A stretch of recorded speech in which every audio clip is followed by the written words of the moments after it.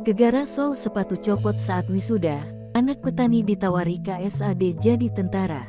Kisah Sol sepatu pemuda copot saat wisuda viral di media sosial. Pemuda tersebut diketahui mengikuti kegiatan wisuda di sekolahnya. Belakangan diketahui pemuda viral yang sol sepatunya lepas itu bernama Teguh Itmamul Umam. Atas kejadian tersebut, kini KSAD Jenderal TNI Dr. Dudung Abdurrahman menawarinya untuk menjadi tentara TNI AD. Adapun momen itu viral setelah diunggah akun Instagram @infokomando.official, Sabtu, tanggal 20 Mei tahun 2023.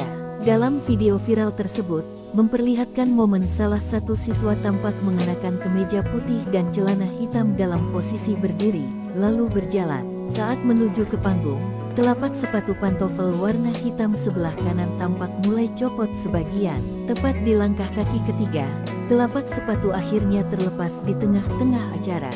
Pemuda ini sontak melihat sekilas.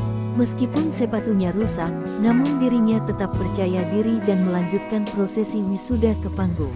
Insiden tersebut ternyata sontak menyita perhatian publik.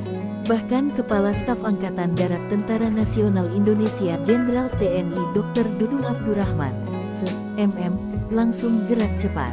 Jenderal Dudung Abdurrahman akhirnya menghubungi Teguh melalui via video call. Dalam perbincangannya, KSAD TNI AD menanyakan kepada siswa soal sepatunya yang lepas di tengah acara wisuda. "Kenapa sepatumu bisa lepas?" tanya Jenderal Dudung.